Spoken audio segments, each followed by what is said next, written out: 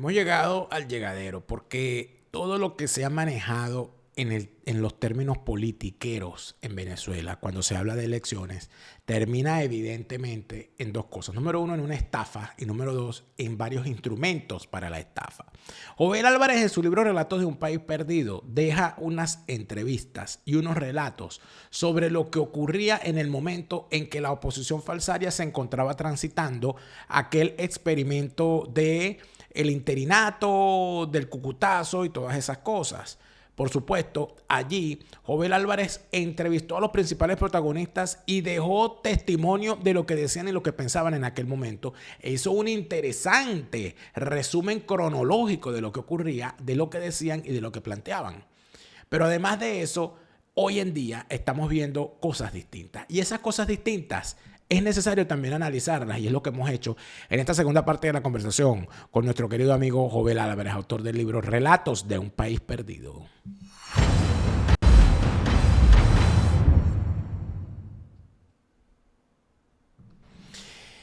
Seguimos fuera de orden. Crónica de la desgracia nacional e internacional, plomería informativa. Gracias por estar de vuelta.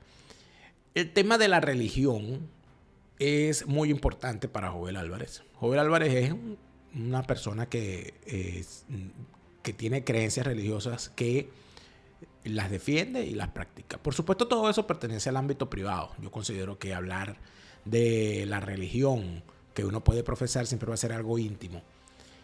Y siento por eso especial interés en estudiar las religiones, no para convertirme a ellas, sino para comprender en qué piensa la gente que cree, y además de eso, qué es lo que en realidad profesan. Pero al mismo tiempo considero que no ha habido algo que haya servido más a la humanidad que el Estado laico y la libertad de cultos.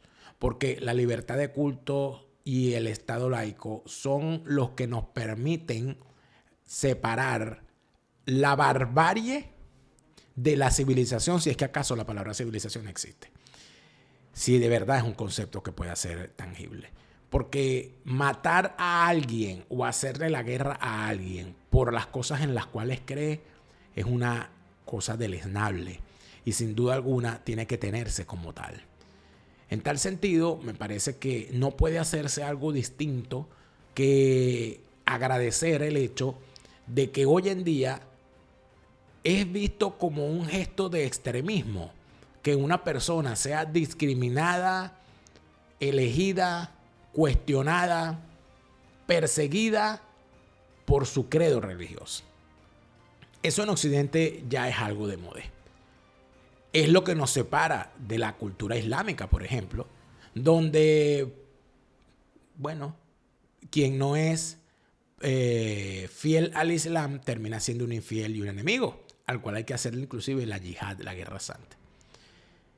El que nosotros tengamos como cristianos hoy en día una forma que puede variar en algunas acepciones, pero que finalmente sigue siendo la fundamental, en la que el Estado laico y la igualdad de todos ante la ley sin distingo de religión o credo nos hace ser ciudadanos, choca con la intención de los politiqueros de meter la religión en la política, la religión en las elecciones, la religión en la manipulación de las masas para imponer su criterio.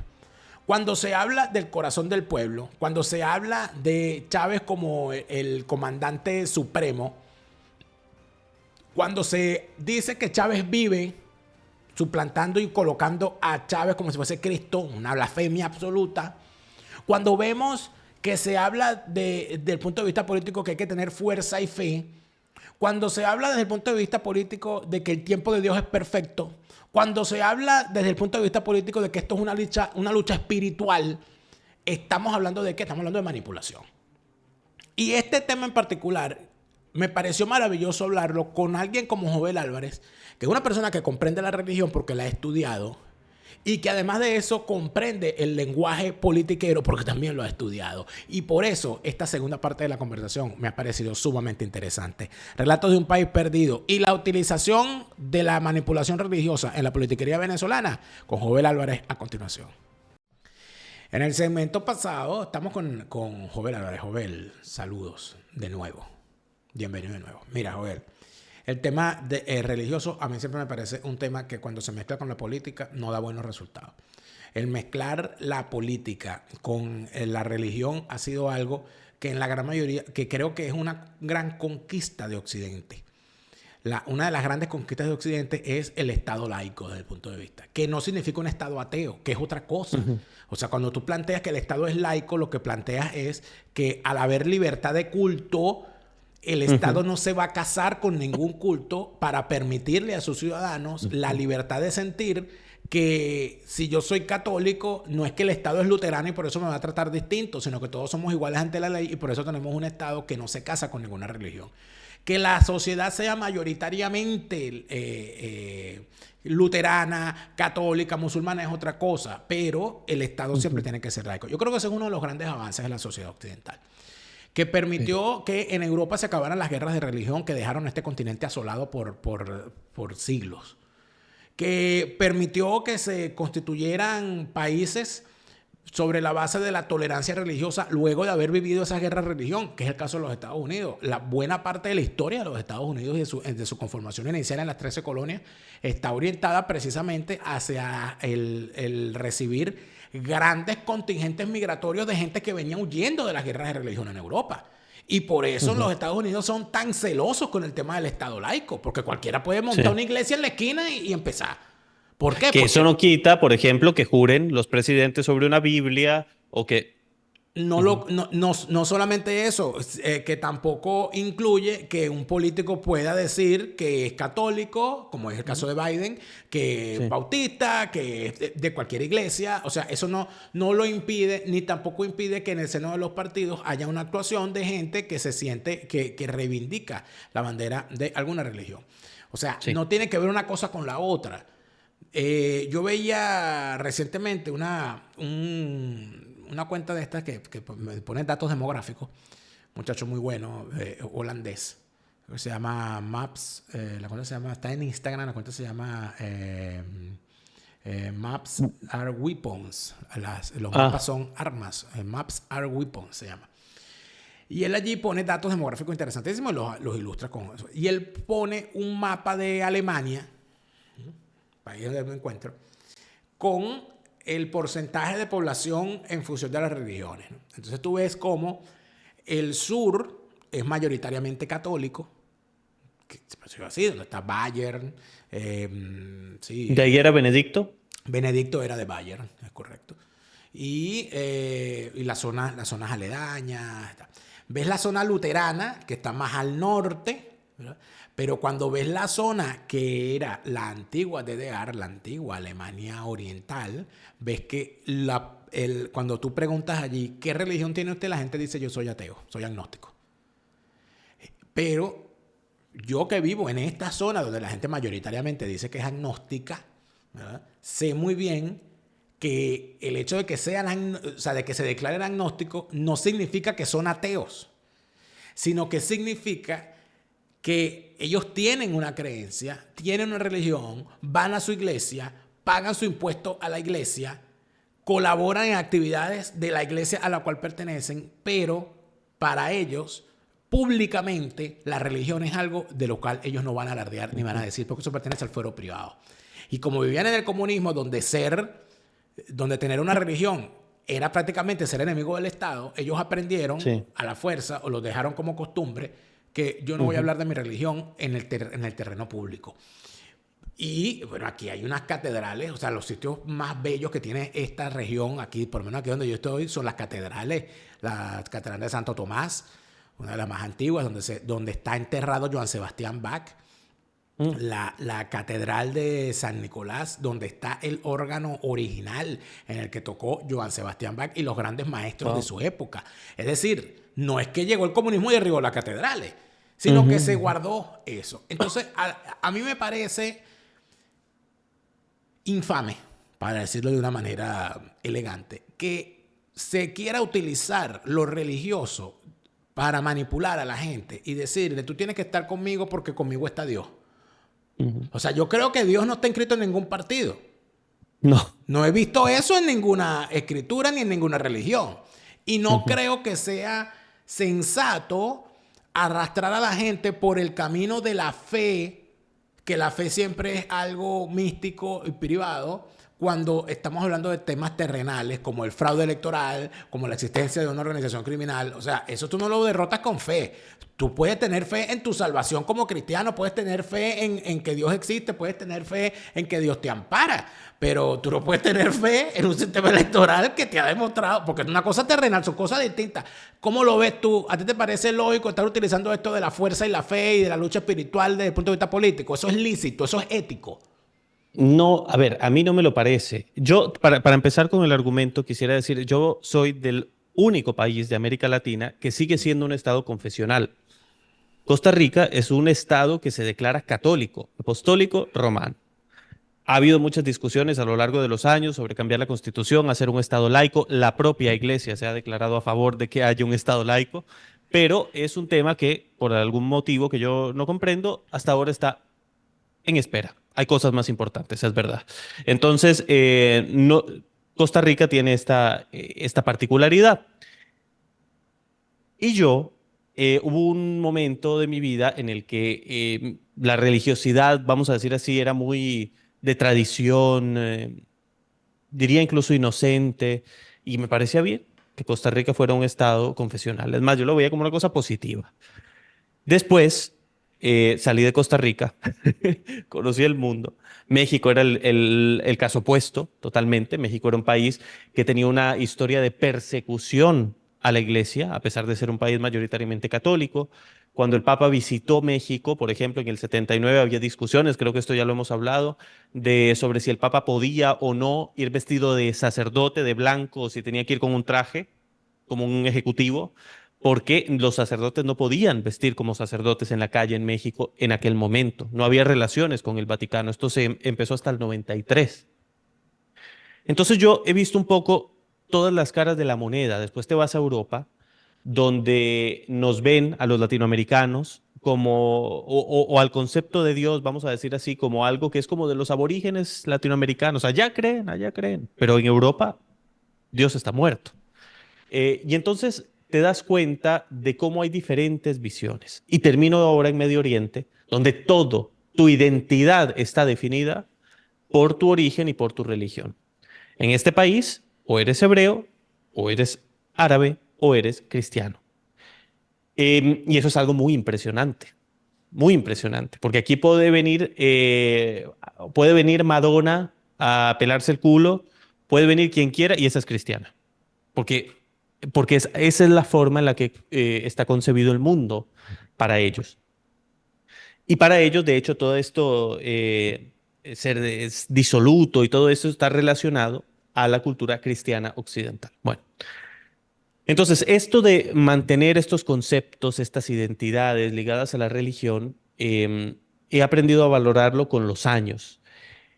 Ahora, a ver, yo ciertamente en esta parte del mundo, además del hecho de ser católico, aunque no lo fuera, me siento orgulloso de ser catalogado como cristiano porque esto conlleva una serie de libertades que en otras visiones no existen. Pero yo sí creo, porque también aprendes en esta realidad a vivir la fe como algo tuyo. No solamente porque la propaganda, o cómo se llama no, no es propaganda, sino el hecho de propagar se me va la palabra ahora en español, bueno, el hecho de intentar Dios mío, se me fue la palabra, la tengo en la punta de la lengua. El hecho de Predicar, intentar no, sí, pero tiene un nombre. La ley contra profesar. No, No sé, estoy bueno, sí, perdido. es como propaganda, propagar, pues. Sí. El hecho de intentar, lo que hacen en las elecciones los políticos, es que hay un término, Proselitismo. proselitismo. Aquí no se puede hacer proselitismo religioso, so pena de cárcel incluso. Entonces, aprendes, como aprendió la gente en la zona en la que tú vives, a guardar tus creencias y compartirlas con quienes creen o piensan como tú. Y no intentar convencer a nadie de nada. Esa es la forma en la que se tiene que vivir en un país como Israel.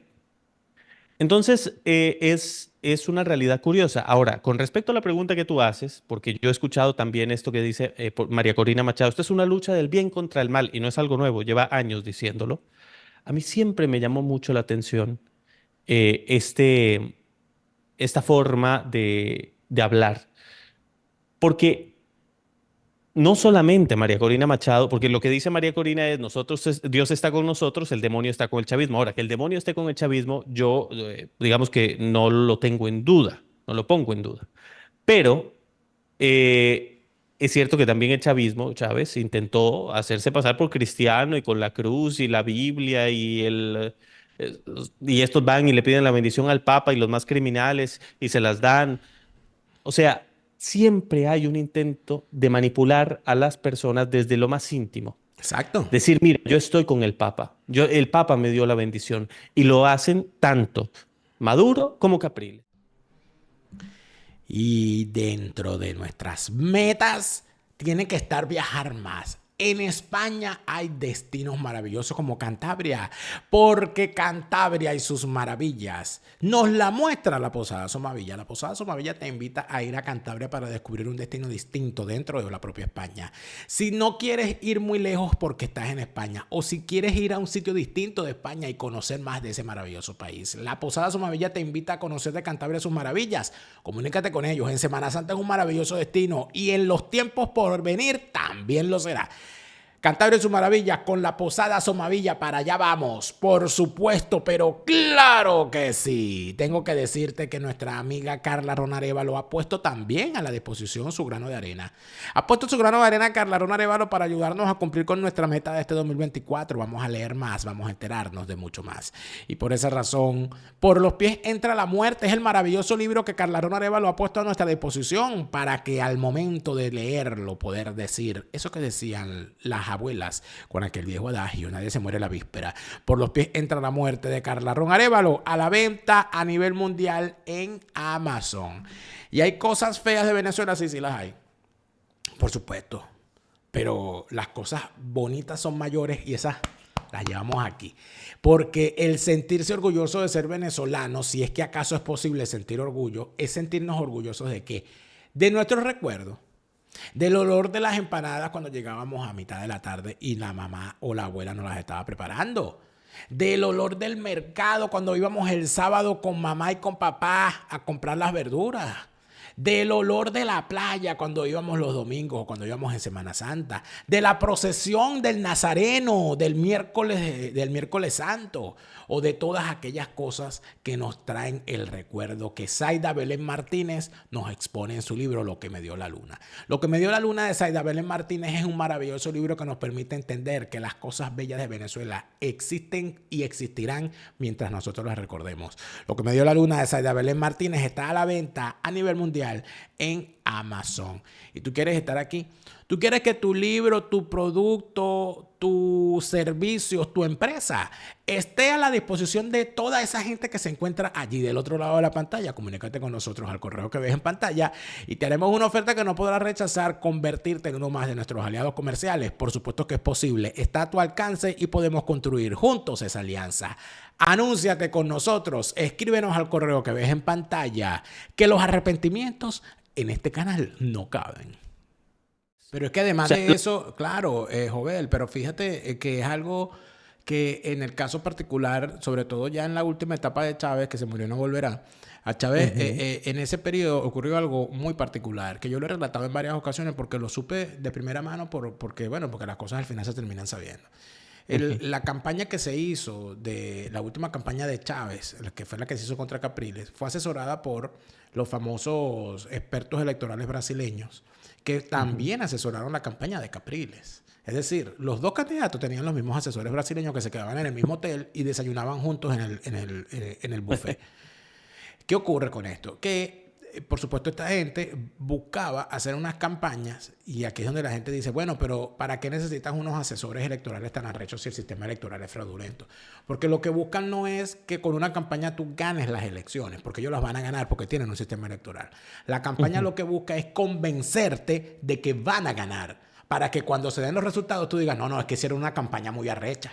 Porque si no hacen campaña y hacen una campaña muy mala, queda como que al descubierto el fraude, porque dice, coño, pero ¿cómo ganó esta gente si ni campaña hizo? Claro, Pero claro. cuando te sacan un Chávez Corazón del Pueblo, cuando te sacan un jingle, cuando te sacan la canción, el jingle político más recordado de Venezuela, uno de los 3 jingles, porque en Venezuela hay 3 jingles políticos. 3. Uno, ese hombre sí camina, va de frente y a la cara de Carlos Andrés Pérez. 2, adelante a luchar miliciano a la voz de la Revolución de Acción Democrática. Y 3, Chávez Corazón del Pueblo. Esos son los 3. Tú le preguntas a la gente cuál era el jingle de la campaña de Irene Sáenz, no te van a decir. ¿Cuál era el jingle de la campaña de Salas Roma? No te van a decir. ¿Cuál era el jingle de la campaña de Arias Cárdenas? No te van a decir, porque nadie se acuerda, porque eso no se quedó. Con Chávez se hizo una cosa macabra desde mi punto de vista, que fue que se inventaron, luego de haber hecho un análisis sociológico sobre la creencia del venezolano, en qué cree el venezolano, en qué cree el venezolano común, se encuentran con que en la gran mayoría de los hogares venezolanos, en el cuarto de la mamá, en el cuarto de la abuela, siendo una sociedad matricentrada que gira alrededor de la figura de la madre, sin ser matriarcal, sino matricentrada alrededor de la figura de la madre, cosa que condena a la mujer a ser considerada mujer solo si es madre, cosa que ya también es una tara. Estaba la figura religiosa, hay 2 figuras religiosas en los hogares venezolanos. El corazón de Jesús en el cuarto de la madre y de la abuela. Y la Sagrada Familia, el cuadro de la Sagrada Familia en el comedor. Esas son las 2 grandes imágenes. Y generan en la gente algo en particular. Cuando yo veo la imagen del corazón de Jesús, yo me acuerdo del cuarto de mi abuela, porque esa es la imagen que estaba en el cuarto de mi abuela, la del corazón de Jesús. Entonces, ¿qué ocurre? Que agarran y hacen del corazón de Jesús, lo transforman en el corazón de Chávez. Chávez, corazón del pueblo, e inclusive, en vez de poner la corona de espinas, le ponen unas estrellas bien ubicadas ahí, de forma tal de que la psique se te activara. El corazón del pueblo, tú te acuerdas de tu... Y además, el tipo se está muriendo, el tipo, coño, su última lucha, se está sacrificando por nosotros. Es decir, toda una cosa manipuladora Mesiánica. desde el punto de vista religioso. ¿Y qué hizo el otro bando, que fue Capriles? Porque Chávez... No. ¿Qué hizo el bando de Capriles? Hicieron campaña con la Virgen. Hicieron campaña con la Virgen. Ponían a la Virgen en las tarimas. Ponían a Capriles cada vez que iba a un sitio. Llegaba entonces una viejita y le guindaba a Capriles una estampita de la Virgen. Y Capriles andaba con un poco de estampitas de la Virgen que le han regalado en todo el país y hablando de porque la Virgen y Nuestra Señora, no sé dónde llegaba. Como para poner tú tienes a Jesús, yo tengo a la mamá de Jesús, yo tengo a la Virgen. Y eso en final, tú te das cuenta de que es una fórmula bastarda de manipulación. Sí. Donde Es tristísimo. en realidad, además de eso, deja por fuera una cantidad de gente que o no es religiosa o tiene otra religión. Entonces, al final, eso no es unificador, eso es disgregador. Sí. Mira, para mí meter el asunto de Dios, todo lo que tiene que ver con lo más sagrado en la campaña, no tiene ningún sentido. A ver, tiene un sentido estratégico, pero para mí es terrible porque al final, muy pocas veces, esto va acompañado de un político que realmente sepa o haya experimentado en su vida por qué tiene sentido decirse católico, cristiano. O sea, no tienen una experiencia que yo quisiera que la tuvieran, quisiera que lo conocieran, porque a ver, sin que yo esté diciendo que yo soy un ejemplo de nada, pero una vez que tú has vivido algo, y aquí estoy entrando en el terreno íntimo, ¿no? Que es justamente lo que yo siempre prefiero dejar a un lado para no Claro, porque acá la intentar religión es convencer. algo íntimo, la religión es algo personal. Sí, pero una vez que tú has experimentado lo que te da la fe, pero realmente, o sea, no de pues solo haki fadi se dice en árabe, o sea, palabras vacías, sino que realmente, o sea, si tú piensas que lo que tú estás viviendo aquí es un momento y que luego sigue algo que es eterno, te das cuenta de que el problema no está y la solución no está en la política. Porque tú no vas, esto es lo que pienso yo personalmente, esto no es doctrina, esto no es nada, pero lo que yo pienso es, tú no vas a convencer a una mujer de no abortar diciéndole que es pecado. Si ella quiere abortar, va a ir y va a abortar, o diciéndole que es ilegal. El problema es mucho más profundo, está aquí, está en el corazón. Es el corazón el que tiene que cambiar y los votos no lo cambian, la política no lo cambia. Se necesita un encuentro personal y eso la política no lo da.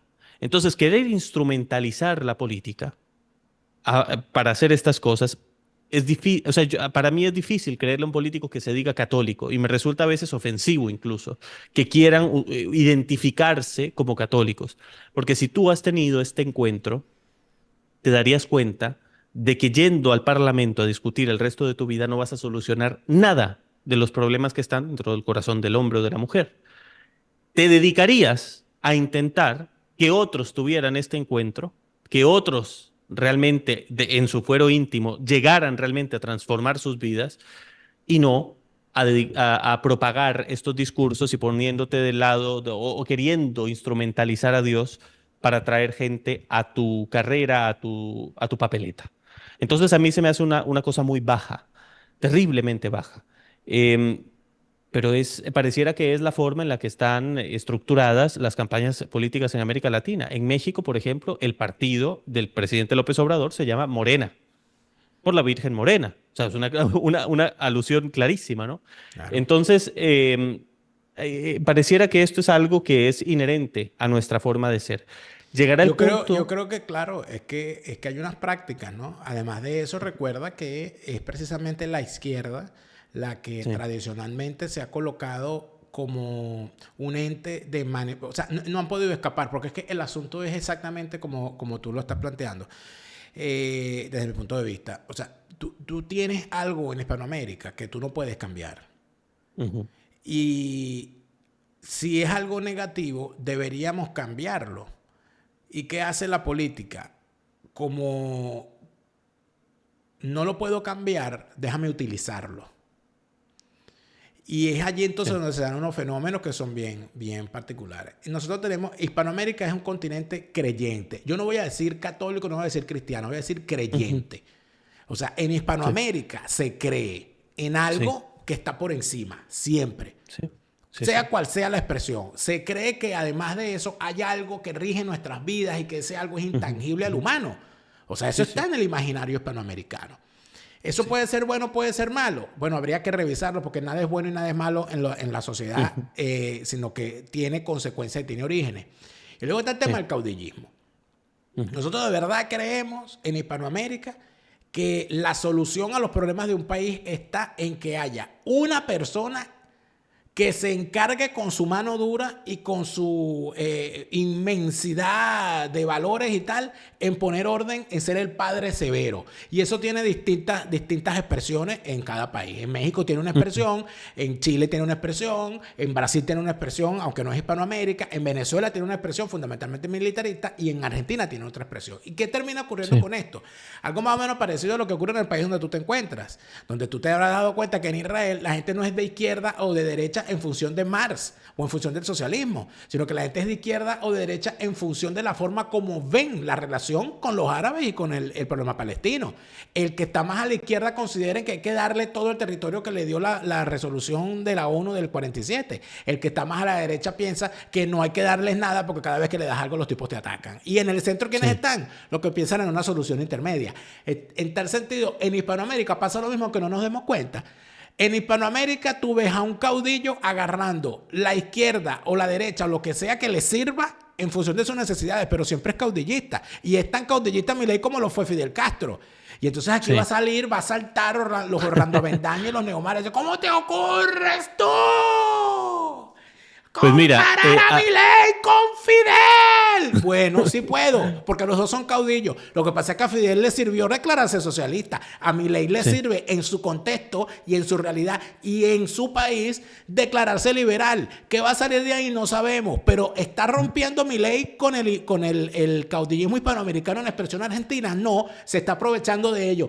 Con Pero motivos, mira, Bukele con o Bukele. motivaciones. No, lo de Bukele, por ejemplo. Pero ojo, que lo de Milei puede salir bien o puede salir mal. Porque si tú me preguntas a Exacto. mí, yo prefiero un caudillo liberal que un caudillo Claro, comunista. claro. Pero al final Mira, que sigue esta es siendo otra caudillo. discusión, esta es otra discusión que nosotros tendríamos que, en algún momento la Y tendremos, que será muy pero larga, también, sí, el tema, el pero fíjate hecho, el tema de lo sí, religioso, Milei se declara liberal. sí, La democracia cristiana, como tú lo sabes, fue una expresión que luego de las encíclicas Rerum Novarum ujú, busca la construcción de la política con conciencia guiada a favor de la creencia en Dios y de las tesis del cristianismo católico Sí, para enfrentarse al liberalismo, al cual se consideraba promotor del ateísmo. ¿Cómo sí. puede entonces una persona siendo liberal salir a ponerse a llorar por Dios, por la Virgen, por todo aquello y hablando de toda esa cuestión cuando eso, o sea, es una contradicción? Pero mira, Porque no puedes ir contra lo obvio, que es que el sí, argentino también cree en algo superior. claro. Pero Milei es una persona que en este sentido está muy indefinido. O sea, él no sabe si quiere ser judío, si quiere ser católico. Creo que no sabe a lo que renuncia. O sea, él quiere ser judío y, a ver, no lo sé, es una suposición, pero siento que él tiene una gran afinidad la cultura judía, con el modo de ser, el modo de pensar, sí. Pero pasar del catolicismo al judaísmo implica una renuncia a, a un concepto muy fuerte, muy fuerte. No quiero entrar en detalles porque no No, quiero tocar pero puntos delicados, el detalle real pero es que él se asume liberal, que los liberales sí, tradicionalmente han sido promotores de que las sociedades se liberen de las sí, creencias religiosas que de alguna manera pueden causar atavismos que impidan las libertades, porque las religiones te ponen, son más severas en la restricción de sí. las libertades que las leyes. Y tú no puedes estar enarbolando la bandera de la libertad por un lado y por otro Ujú. lado la bandera de Viva Cristo Rey. Está como Sí. difícil. Mira, quisiera terminar porque todo este tema Sí, me ha recordado una cosa que creo que vale la pena sí. comentar. No, o sea, si tenemos todo el tiempo, pero quiero ser rápido en esto. La figura de Judas, Judas Iscariota, que todos conocemos por la traición, ¿no? Porque traicionó a Jesús. Yo lo voy a dejar en el plano terrenal en la medida de lo posible. ¿Quién era Judas Iscariota? Era una figura muy culta, muy inteligente, conocía el contexto político de su momento y esperaba, como los celotas también de aquel momento, que llegara un Mesías político, que terminara con la dictadura de los romanos, que restableciera el reino de Israel y que le diera a la gente su reino en la tierra. O sea, él no estaba esperando nada más que eso. Resulta que este Jesús de Nazaret aparece, empieza a ser popular y en Galilea, en todo lo que hoy conocemos como la Tierra Santa, pero llega un punto en el que este Jesús de Nazaret empieza a decir, hay que amar al enemigo, hacer el bien al que te odia. O sea, empieza a decir un montón de cosas que a este Judas, que era un hombre como pensamos muchos de nosotros, esto no tiene ningún sentido. Esto no nos va a sacar del problema en el que estamos. Y a partir de asumir desde un punto de vista totalmente racional e incluso podría decir justificable, él se da cuenta de que ese no es el Mesías que a él le sirve. Y entonces empieza un juicio en el corazón de este Judas Iscariota que posteriormente lleva a la traición. Porque él se da cuenta de que ese Jesús con esta predicación no lo va a llevar a donde él quiere, que es a una solución para el momento actual, una solución práctica, que termine con los problemas políticos. Lo que plantea Jesucristo en su predicación y en su misión es otra cosa, totalmente, es que supera la política. Él está hablando de algo, o sea, de conceptos teológicos mucho más profundos que cualquier solución política, en los cuales yo no voy a entrar ahora. Pero el hecho es que tendrían que preguntarse estos políticos qué piensan, quién piensan ellos que es Jesucristo. ¿Por qué lo están instrumentalizando de esta manera? Porque en el fondo, quizás, lo que vive dentro de ellos es este espíritu de Judas Iscariota que quiere usar a Jesucristo para hacerse de una solución política en la cual ellos son el verdadero Mesías y lo van a usar hasta que les sirva para después traicionar.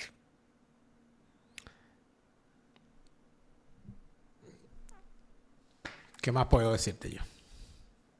Después de semejante clase. Jovel, yo te agradezco muchísimo siempre en nuestras conversaciones. Lamento que no lo hagamos más frecuente y lo agradezco cada vez que lo hacemos porque como pasamos tanto tiempo sin hablar, tenemos unas conversaciones Sí, maravillosas. Entonces, tenemos muchas cosas pendientes. Una de las cosas que tenemos pendientes es decirle a la gente otra vez que tienen que comprar este libro, Relatos de un País Perdido, porque en realidad sí, perdido en todos los sentidos. Es decir, perdido porque se perdió caminando, perdido porque no sí, se encuentra a sí mismo, perdido porque los que lo estamos buscando no lo encontramos y perdido porque se fue por un exacto, camino de perdición. Camino de perdición que exacto. usted lo puede ver de distintas maneras, porque inclusive cuando usted ve a unos políticos que todos sabemos que son unos grandes bandidos. Hablando de luchas religiosas, uno no puede hacer menos que sentirse estafado y sentir que está, en efecto, en Iscariotezuela. Pero además de eso, hay unas cosas muy interesantes. Y vuelvo y les digo, no se pierdan el relato que hace Jovel Álvarez en un capítulo de este libro sobre... De la unión al rechazo. Sí, de la unión al rechazo, donde habla de cómo... 187 me parece que dijiste. 187 o 180, sí, 187, la página 187, de la unión al rechazo, Guaidó, María Corina. Y además de eso, que yo creo que es importantísimo leer y guardar las conversaciones que para este libro tuvo Jovel Álvarez con personas como María Corina Machado, como Leopoldo López, como Antonio Ledesma, porque el contrastar lo que decían con lo que dicen hoy es algo sumamente importante para comprender la realidad. Y la de Orlando Urdaneta. Orlando Urdaneta, que es nuestro pana, nuestro amigo, uno de los actores venezolanos más importantes de su generación y que además de eso ha comprendido a Venezuela. Mira, con él habría que hacer una tertulia. Muchos. ¿Ah? Sí. Hay que hacer una tertulia con él. Ahí, que quede la idea. Espero. Y hablamos del libro. Espero hacerla. Jovel, muchísimas gracias. Gracias a ustedes y gracias de verdad. Una última cosa. Quienes han leído el libro, me han hecho este favor enorme, me harían un favor todavía más grande si dejan una reseña en Amazon diciendo qué les pareció. Con toda honestidad, pero me ayuda mucho si dejan ese comentario. Los que no lo han leído, el enlace está en la descripción de este video porque Daniel ha sido muy generoso y su equipo.